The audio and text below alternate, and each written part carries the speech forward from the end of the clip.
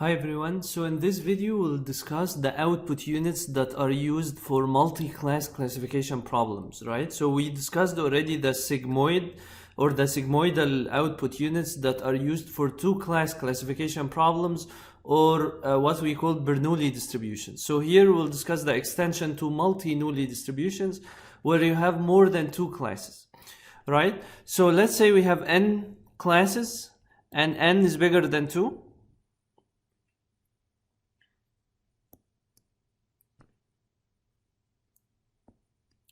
And n is bigger than 2, right? So what typically happens for softmax units is that we have n output units. And note that there is a slight over-parameterization because we normalize the probabilities, right? So these output units are used to estimate the conditional probability of y equal to each of the belonging to each of the classes given the input vector.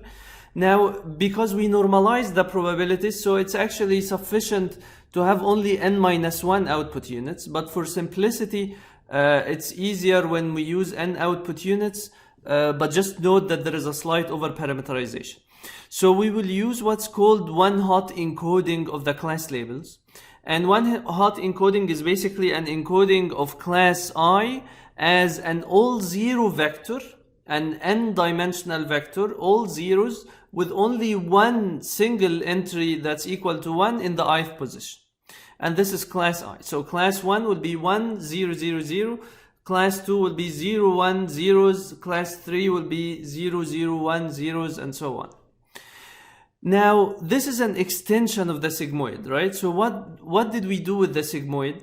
We said that in order to estimate the probability of y equal 1 given x, we take the single output unit in the case of the sigmoid, and then we exponentiate it, so e to the z, divided by 1 plus e to the z, right? And that was equal to sigma of z, right? And the probability of y equals 0 would be you take the, so you have e to the 0, which is 1 over 1 plus e to the z, right? So in the denominator, you always have the sum of the probabilities. In the numerator, you had either e to the z or e to the 0, right? So here, the extension is that you basically have e to the zi when the output is belonging to, so this is used in training, right? So if the training label says it's class 3, so I will take the third output unit and I exponentiate this third output unit, and then I divide by the sum of the exponentials of all the output units. Now this e to the zi corresponds actually to the z transpose, as if I took the vector of the output units and have a dot product between this vector and the one-hot encoding of the class of the true label, right?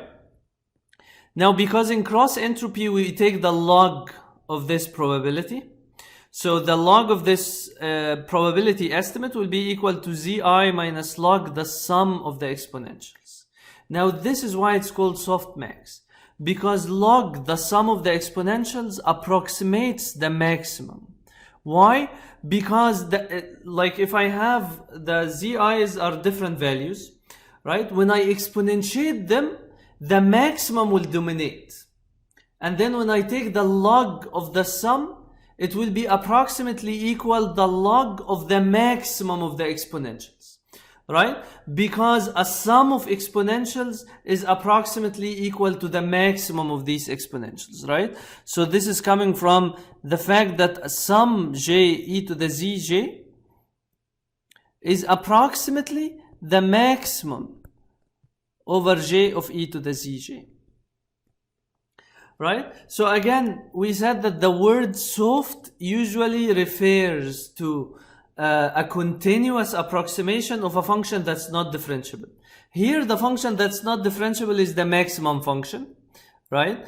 And the log of the sum of exponentials is a continuous and hence differentiable approximation of the maximum function, which is not differentiable. That's why it's called softmax, right? So now the cross entropy cost will be proportional to negative this value, right? So to the negative the log, right? So the cross entropy cost will be proportional to negative zi minus log the sum of the exponentials, where zi is the true label given from the training data, right? So as I'm training the deep neural network, I feed the training example along with a true label.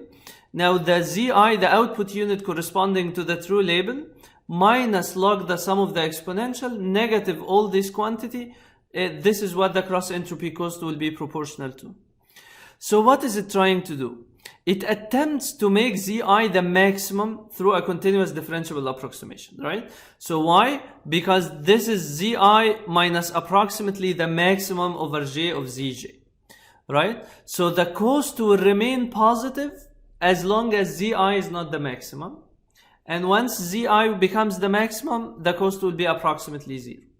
Not only that, but when the cost is not 0, or when the cost is not approximately 0, the cost is linearly proportional to zi, and this is very important, right? Why? Because it satisfies the consistency property and also the non-saturation property.